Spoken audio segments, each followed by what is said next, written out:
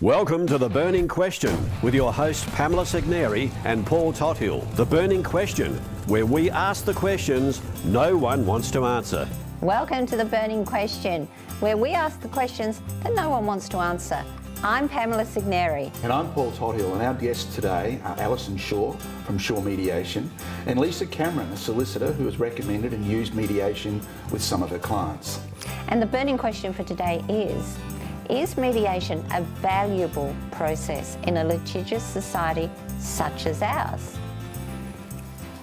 Alison, tell us what brought you to this point.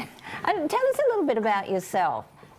My light bulb moment in mediation was in 2011 when I did study the national accreditation in mediation. But I found that practicing as a lawyer in a law firm, it was pretty much impossible to offer mediation services because people came to me to represent them rather than coming to resolve their dispute by mediation. Mm-hmm. So then in about 2012, I hit a bit of a wall and had professional burnout with the stress and pressure of being a partner in a law firm, a lawyer, a mother, a wife, and slid down pretty badly. And when I had to take time out of the practice to get better, I decided, well, maybe this was my opportunity to build a mediation practice. Yeah. So you've got quite a wealth of experience practicing a litigious way. Over 20 years. Over 20 years. And then, of course, the shift, which was commensurate, I assume, with what was going on in the court system anyway, where the cost of justice and access to justice was becoming increasingly prohibitive. Definitely. I was sending out bills to my clients each month of $2,000 to $5,000 that they'd have to pay from their after-tax dollars. And I was thinking, gosh, I'm a partner in a law firm. How would I even pay these bills on an ongoing basis? Yeah. So do you think that mediation has a genuine place in the process of dispute resolution in the court process? Definitely. It can be instead of a court process. So the litigation is one way of resolving dispute. Mediation is just another way of resolving a dispute. So it can either stand alone as a dispute resolution process, or as part of the court process, the courts might even suggest that the parties try mediation before going to the trial. In fact, there's certain court rules that have embraced that process, haven't they? Yes, there are. Yeah. So even the courts are recognising that the severe cost of litigation and trial and delays in the court process to resolve disputes between parties, it can find a different route to bring things to a conclusion. Yes, that's right. We were talking earlier about what brings people to dispute. You know, what brings people to litigation. And so that's when mediation can often be really, really valuable. Yes. Because you're addressing an emotional issue with an emotional response rather than a litigious response, because the court's very structured, isn't it? It is. So people often end up in dispute because they lose respect or trust for the other person. Sure. And then to resolve the legal issues, there are often personal, emotional issues that go alongside of that. Yeah.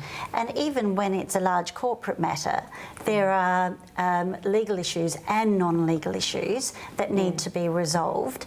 And mediation provides a more creative environment to find ways forward for everybody, even in big business or little business or people personally.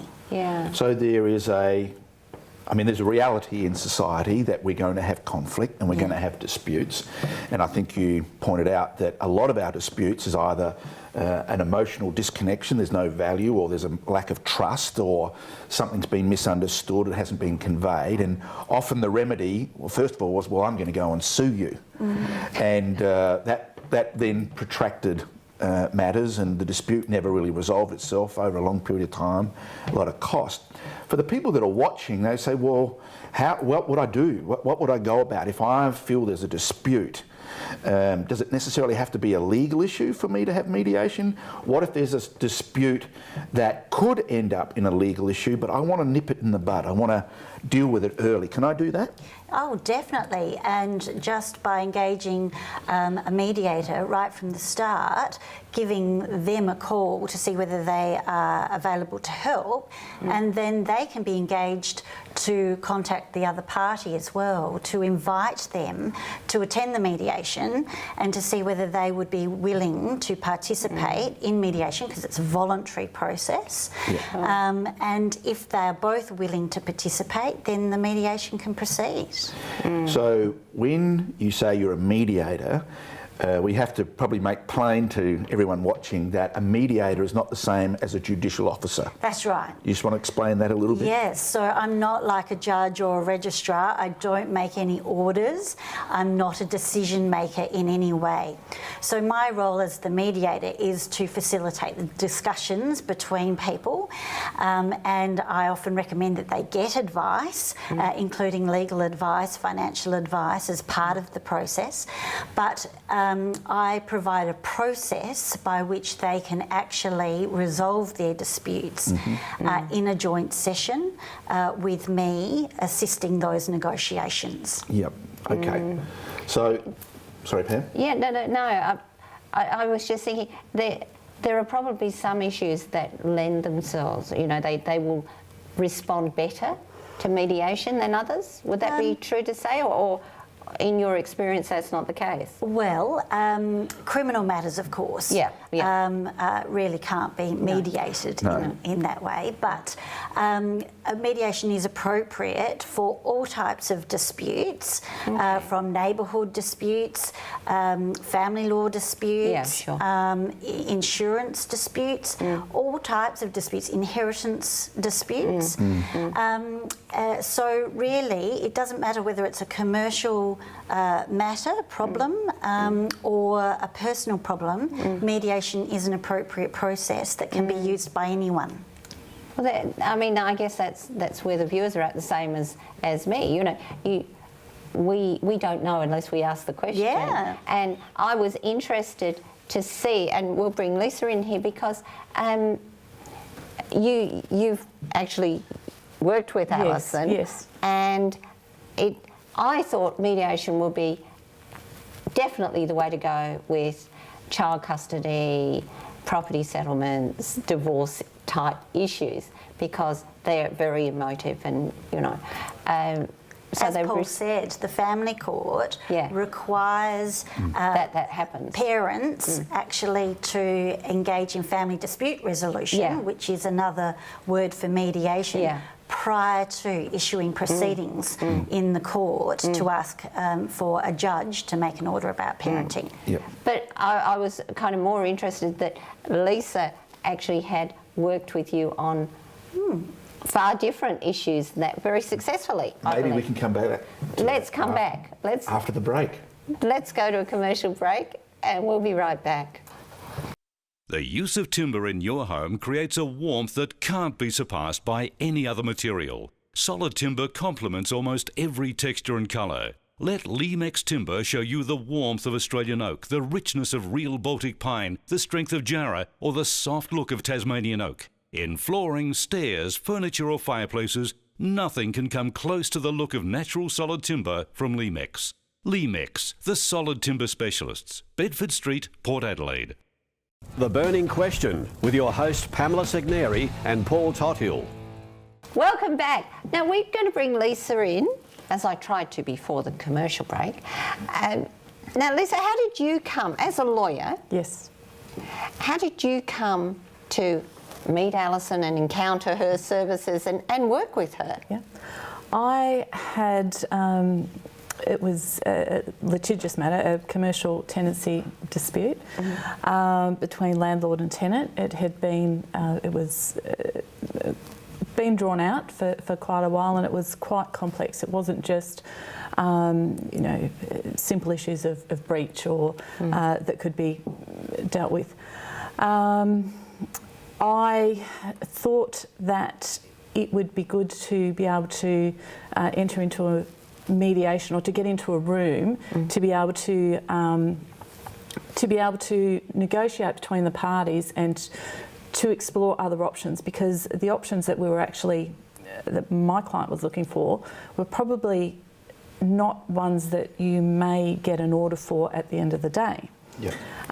Because of the issues that were in dispute. And anyway, the only way that we really could get to the table was by initiating proceedings with the view of having entering into a mediation after. And that's Alison's name was on the list, and I'd heard various things, so I all of them good. Yes, absolutely. So we agreed on Alison, and we went into the mediation.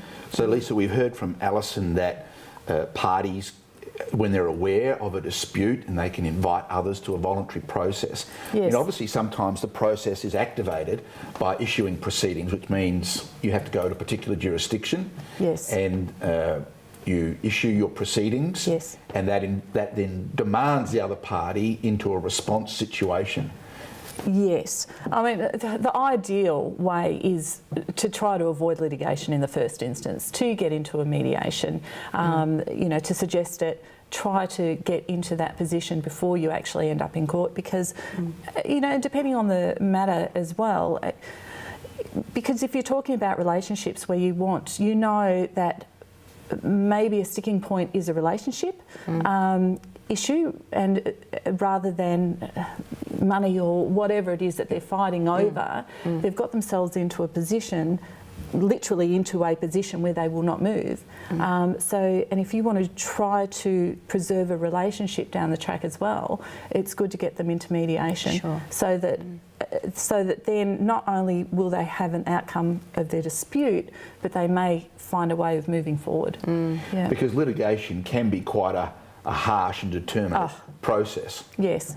Well, there's at the end of the day, if you walk into a court, they lose control of the actual process.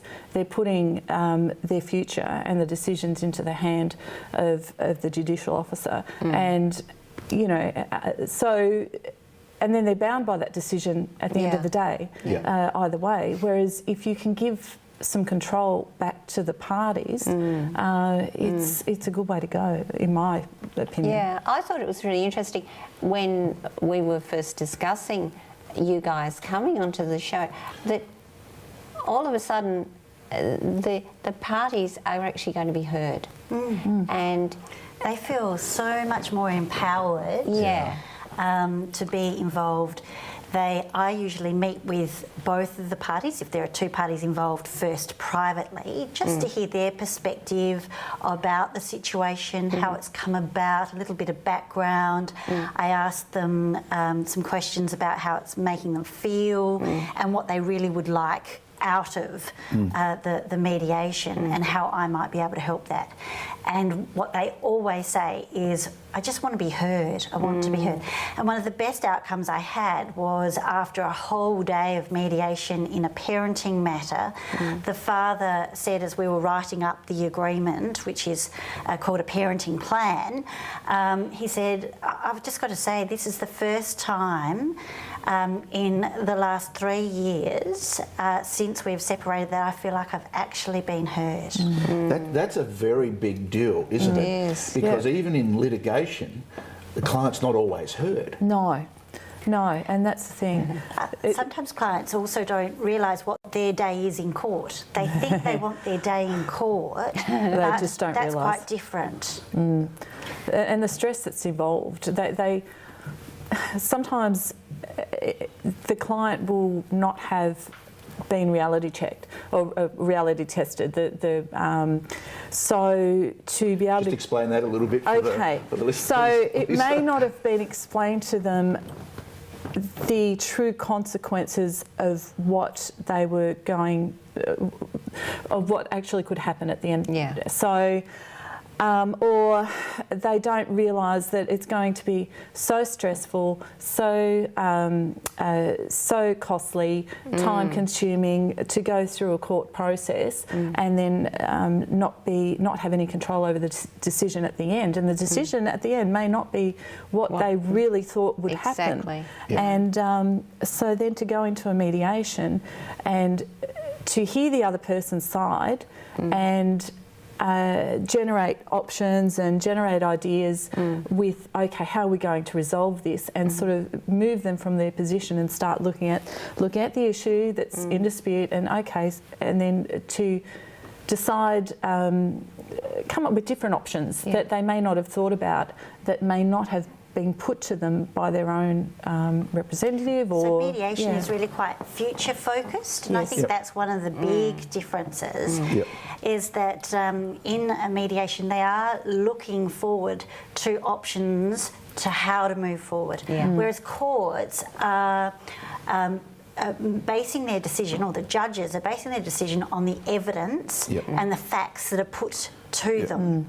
So it's about, from the litigant's perspective, it's about proving your case. Yes. Whereas mediation's quite different. It's much more about acknowledging that there is a problem and that they have contributed to that problem in some way, and then deciding that they want to move past it, and so taking some responsibility for how they're going to move past that situation. So there is quite a difference between a mediation process, its scope, what it can achieve, the outcomes that are available, and the litigation process, which is governed by the rules of evidence about the way you plead your case and the way in which the judicial officer has to hear the evidence and determine a factual outcome based in law. Yes. And we're going to come back and hear more about that in just a moment. Let's go to these commercial breaks. Excellent.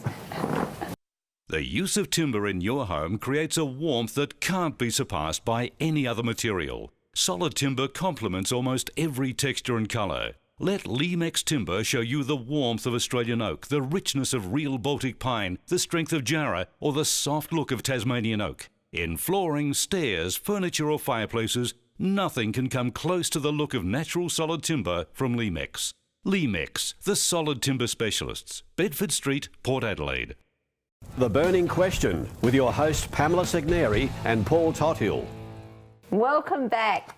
And Paul has a burning question happening over here. He's just determined to know the answer from Alison. Alison, before the break we were talking about the difference between mediation and a court process where you issue an action and there's a suit and there's a pleadings and there's outcomes that are based in law.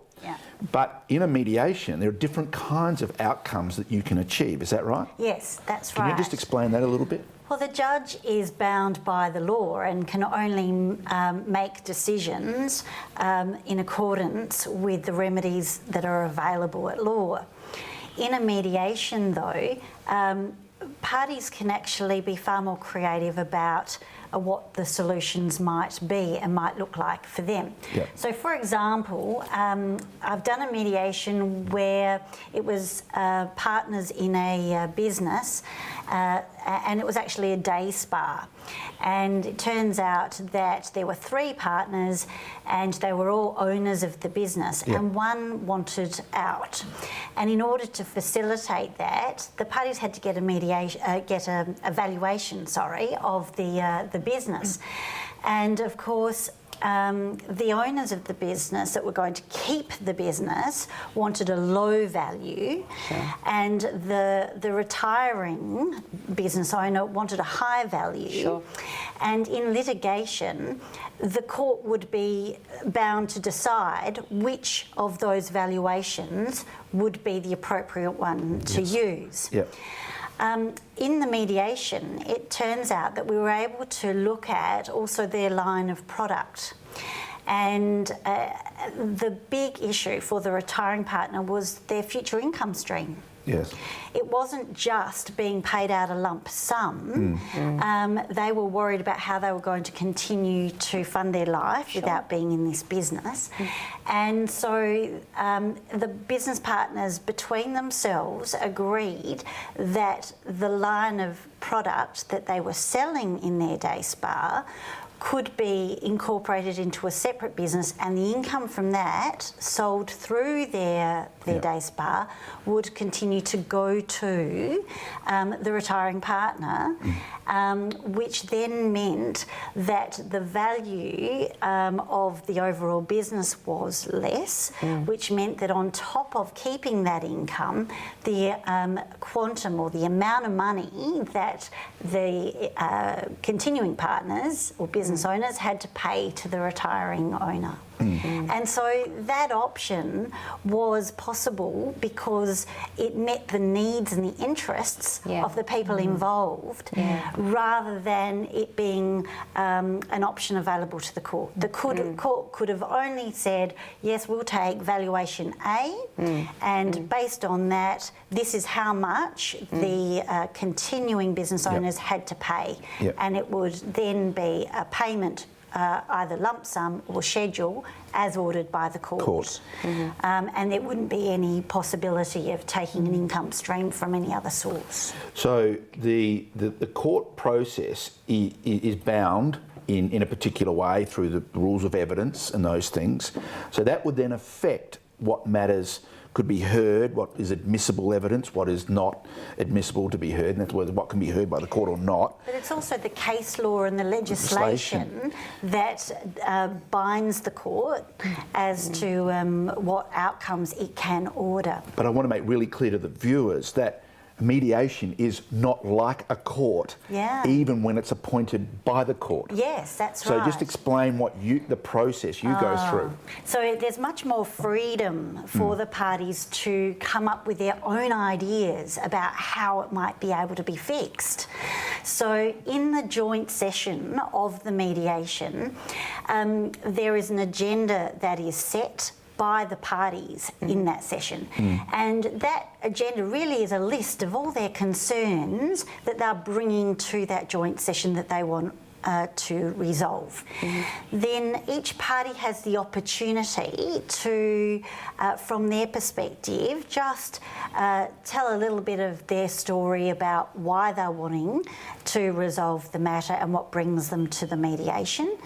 And if they have legal representatives there, then the lawyers will often also introduce the legal strengths and weaknesses of each other's case and what they're hoping to achieve in a legal sense. But they don't necessarily have to have legal representation there, do they? No, they don't have to have representation at all. At all. It's good to have some legal advice because mediation really operates in the shadow of the law, if I can put it that way, because it is voluntary, as you said earlier, so people can opt out and say, no, that's it, I'm not going to mediate. There's a perfectly good judge or magistrate that is able to make a decision for me, and I would rather them decide than me, if they really want to do that. But most people actually realise that they want to have that control that Lisa was talking about earlier. But in the joint session of the mediation, when we look at the agenda items, it's actually the clients themselves that are coming up with the options that are available to solve that concern that they're talking about at the time. And those options may be legal options, or they may be more creative outside that. So you're not there to give legal advice to the parties at all, are you? No, I don't. I choose not to provide legal advice because if they have got legal representatives there, they are the ones to provide that legal advice.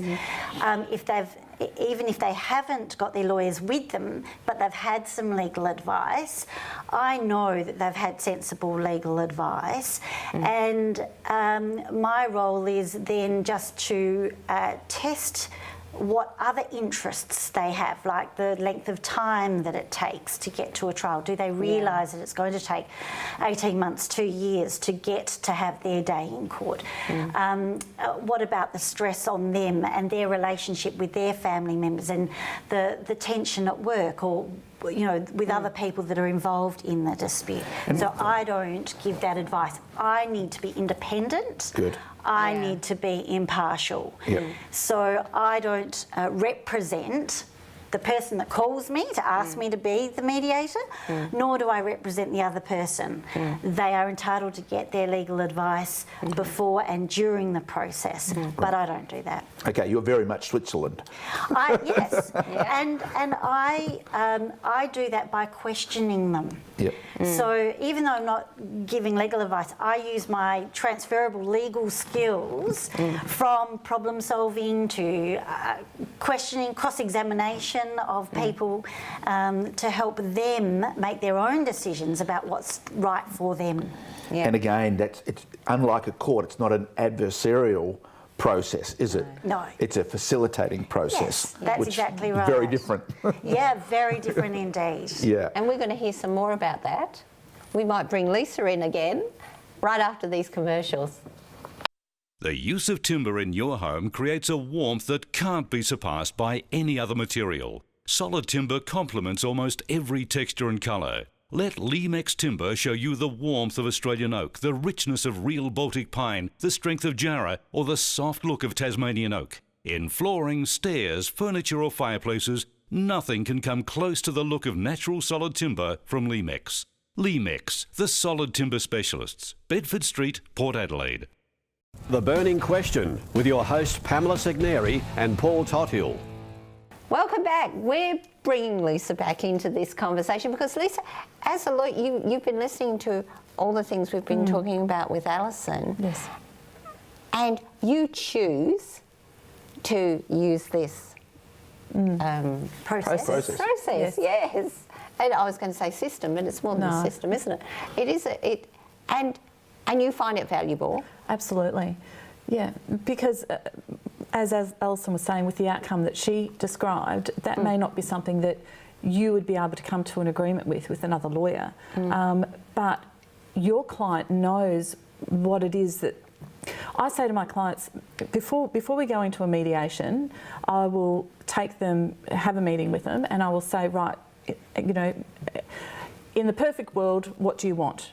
And we write down, and I sort of go through the mediation process with them and get them to generate a whole heap of ideas. They may not be things that I can take to the other side and know that I'm going to get a positive response on. But if in the mediation process you can put it forward then and they start thinking, then it's a whole different ball game. So it's another voice in their head, and the ideas start flowing, and you come up with creative outcomes or outcomes that are going to suit all the parties, or more so than what it would be. And positive outcomes. And, you said a really interesting thing, because you said, what do most lawyers want? Happy clients. Really, I think most people watching would be surprised by that. I mean, nothing against lawyers. Come on. I mean, everyone wants a good outcome. Yes. Yeah. That's why we do what we do in whatever area that is. But most people associate having a legal problem with lawyers and courts. And bills. And tax invoices that come from it. Big ones. Really what everyone needs to know is that they have dispute resolution options, and litigation and court is only one of those options. And the lawyers often negotiate between themselves. It's not uncommon for lawyers to perhaps have an informal conference with the other side. But when you get lawyers going head to head with each other, even with their clients present, it's very hard to expect, and I think a very tall order, to expect the lawyers to compromise on their legal advice to their clients based on their instructions. Sure. Certainly when I was practicing in litigation, I never ever tried to persuade the other lawyer. I might work on their client and make eye contact with them and discuss the legal aspects with them, but not the other lawyer, because I knew that I was never going to be persuaded by the other lawyer on my legal position, because I was being paid for that legal advice. Absolutely. And that process, even though it's in a conciliation type conference or informal conference, it's still very adversarial, and there's a lot of argy-bargy goes on. So going back to you, Lisa, I mean, it must be a different way then to take instructions from your client when you're thinking mediation as opposed to just litigation. The scope of the way you take instructions, the way you ask questions from your client about resolution and resolution prospects, that must look different for you as a practitioner. Yeah.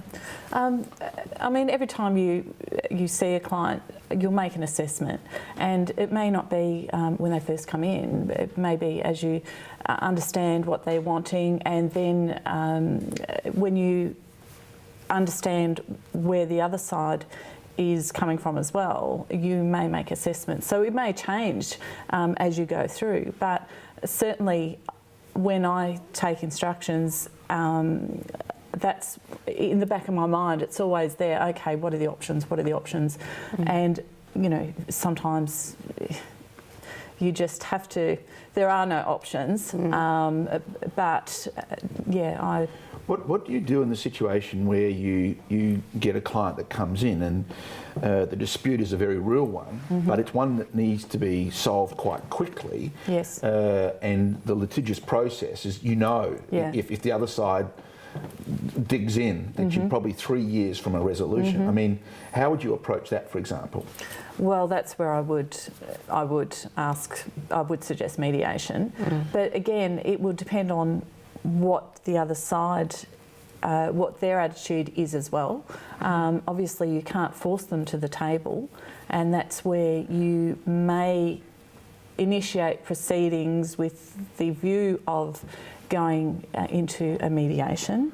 But yeah, that's the best option, to try to get something resolved quickly or more quickly than litigation. And sometimes where I am inviting another party to participate in mediation, sometimes the party says, oh, well, I've got to check with my lawyer first. And that's perfectly acceptable. I don't mind that at all. And then they'll come back to me and say, oh, my lawyer says I shouldn't mediate. And I said, oh, well, that's really interesting. Did they tell you why? Or just they didn't think that was such a good idea. And that's really an interesting situation that evolves, because I think if I were to have a conversation with the lawyer about the situation, there wouldn't be very many circumstances that it wouldn't actually be in the lawyer's interest as well to resolve it, so that it reflects well on them. They can look like they're fixing that quickly. Their reputation is going to be enhanced because they're being a good lawyer. They're actually fixing the case, using the most appropriate method as quickly as possible, preserving relationships, minimising stress, and everyone can move on with life and get on with business. Let's talk about timeframes. Because the court process moves very slowly. For good reason, because it's overburdened. I see court litigation as a bit like a conveyor belt, where you have to hop on, and as a client of the court, you don't actually have any control over that conveyor belt. You don't have control over the route or the speed. And you have to just wait your turn on the conveyor belt. And at the end, you will get to a perfectly good judge able to make a decision for you, but you can't control that process.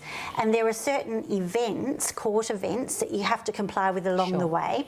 And if there isn't that compliance, then the conveyor belt stops. and until just you comply. halts. Yeah, until everyone That's a good complies. Yeah. And you actually have to pay, so there'll be a spike in your legal fees just to comply with the rules of court. Yeah, and that's a really interesting point. I'm sure everyone's ears pricked up at that one. So we're going to come back in a moment. We're just going to take a few commercial breaks, and we're going to come back and see where this very interesting discussion takes us next.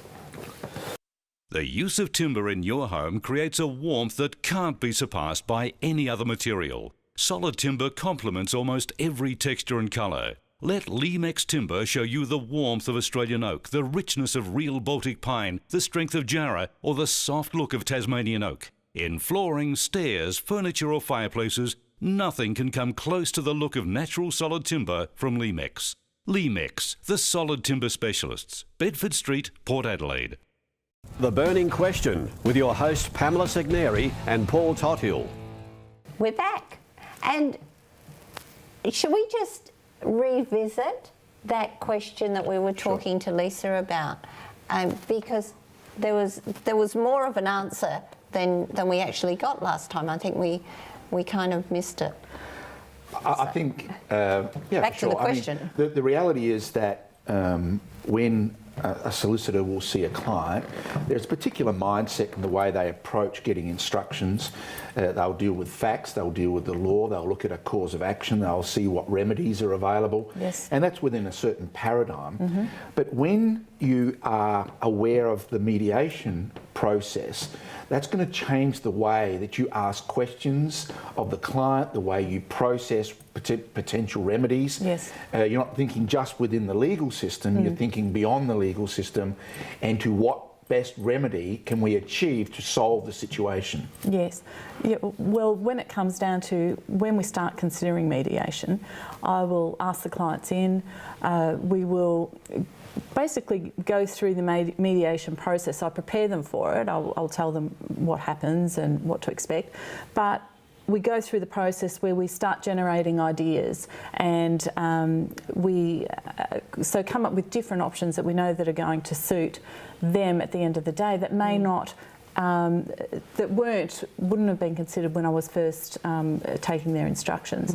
And of course, you know, when it comes to a mediation, you don't have the evidentiary issues. You're just talking about the actual practical issues between the parties. So when they actually do go into the mediation, they've already thought about the different alternatives that may not be legal remedies, but ones that would suit them. Suit the parties. And that's really the goal, isn't it, to create outcomes that the parties can live with. Yes. It might not be ideally what people want, but sometimes there is a compromise outcome that's very acceptable to the parties, to the process, and that's really your job, isn't it? Yes, and it's a more lasting outcome because of that empowerment, that involvement in the decision of so there's how ownership. It's going to be. Yes, absolutely ownership, Yeah. and it's more likely to stick. Yeah. So my role in that, though, is to speak with the parties and ask the questions during the joint session of the mediation, not only about how it's going for them in a private session, but to ask them, well, have you had advice from your lawyer about what your best case in court would be and your worst day in court would be, because there is always a range of outcomes. There's always litigation risk. In litigation, that's right. So then I can ask the clients about that litigation risk, the time it's going to take and the cost associated with achieving that outcome through the court process.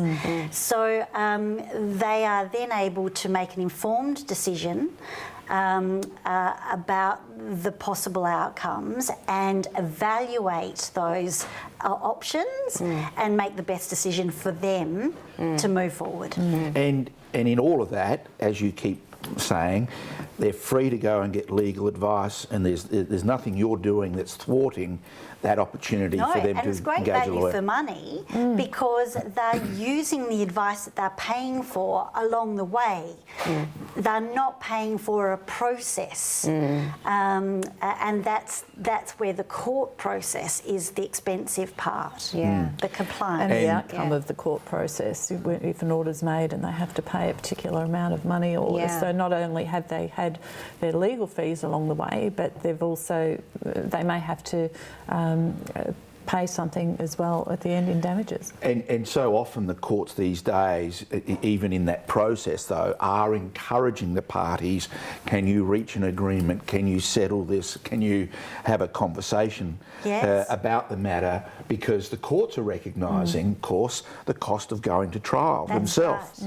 Right. And they're pushing people away from that outcome, although they're happy to go there. And that's part of the process, you can have that, but they're recognising, aren't they, that sometimes a lot of these issues can be talked through in a non-evidentiary, adversarial kind of way. Courts are there to make decisions where there is they need to interpret the law or apply the law.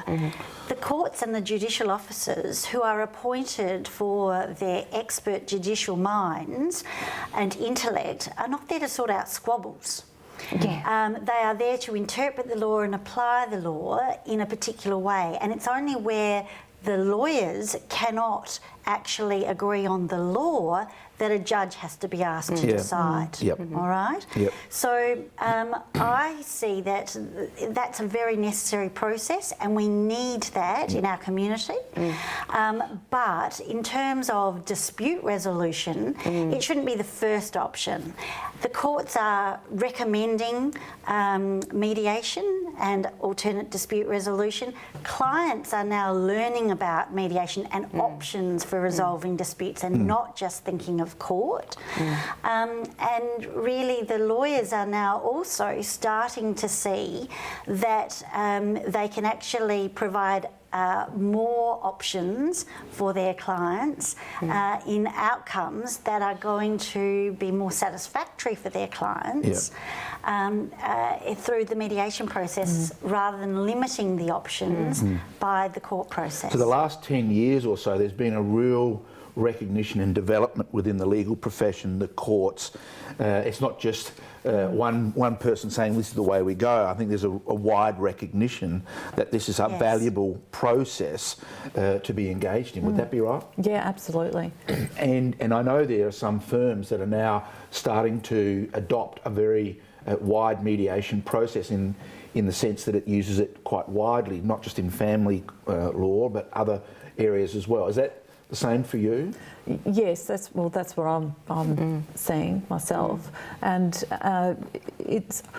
I'm not. I haven't been practicing law for 20 years, but certainly there are practitioners out there who you can who are really open to the idea of going into a mediation and that sort of, rather than being adversarial. We're going to go to a commercial break. I know it's a little bit early, but because I want to talk about responsibility, because I think this is part of the changing face of everything, really, that people are taking responsibility. So we're going to come back in just a moment.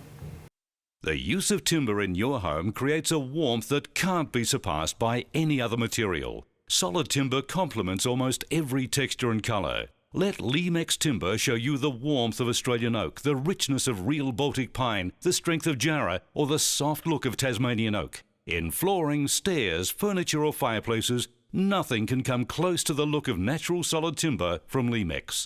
Limex, the solid timber specialists. Bedford Street, Port Adelaide. The Burning Question with your hosts Pamela Segneri and Paul Tothill. Hi, welcome back.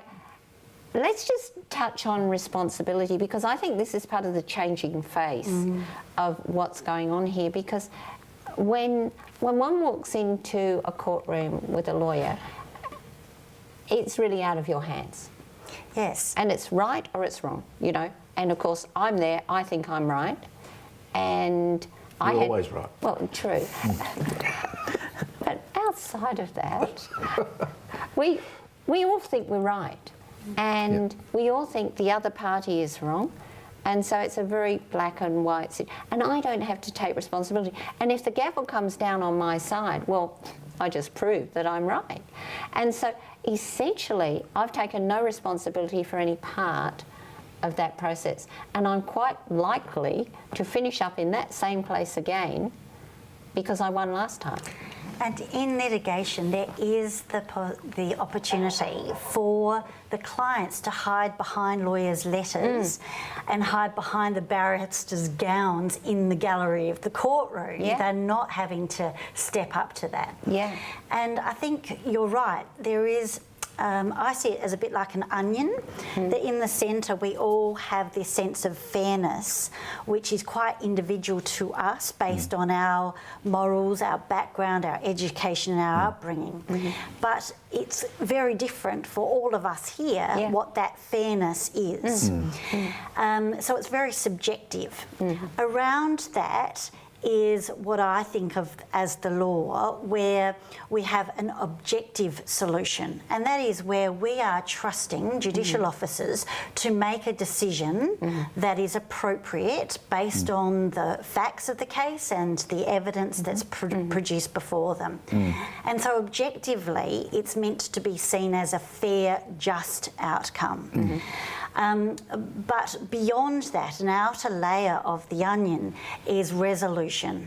And that is where I think people can take the ownership, the responsibility for the outcomes, for the situation they've found themselves in, and to then be much more at peace with the outcome that they live with. And even in commercial matters, it may not be peace that they've achieved, but they've actually got on with business. And they are minimising their loss of productivity and downtime. So it's about finding what those pain points are for the clients and helping them to achieve them personally and taking them to the line by questioning them to find that pain point for them to take responsibility for the outcomes that they want to achieve for everybody's sake. And where you achieve an outcome through mediation, what's the process then? Does that go back to lawyers? Is where a settlement agreement can be drawn up, or what happens? So the outcome that is discussed in the mediation is always recorded by the mediator, and everyone signs that and dates it. If the lawyers are present too, then they sign and date it. But that's not a binding document. It is a heads of agreement, it's a memorandum of understanding that everyone has. And it doesn't always have to be legally formalised from there, but if the parties wish it to be or it needs to be, then the lawyers do that.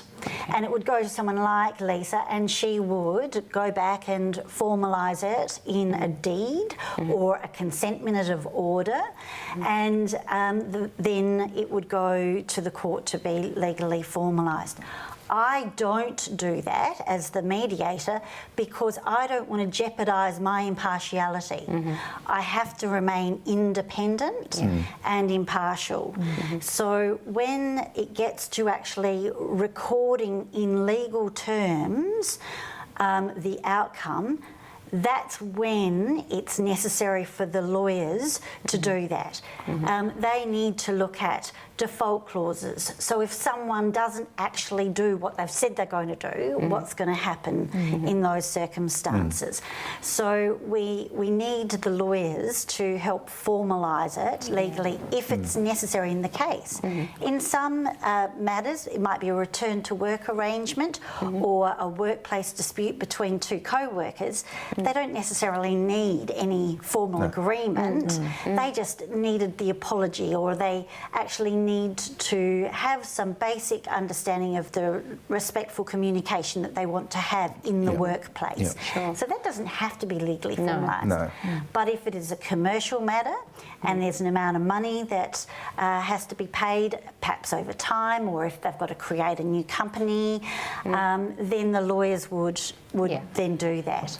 Then in your experience, do you find, because of the responsibility, the ownership in the process and the decisions and the outcomes, that there is more conformity to the outcomes than not? Yes. Yes, that's my experience. However, it is a little bit harder for me to comment on that, because once they've taken their agreement and unless they headed come back off, to you. unless they come back, I don't always know about that. But my belief and my understanding is that, yes, they're much more lasting arrangements, and there is greater conformity because they're the ones that have come up with the answers. Exactly. And of course, there are people that do want to genuinely settle disputes, and there are some, for their own reasons, don't want to settle disputes, do they?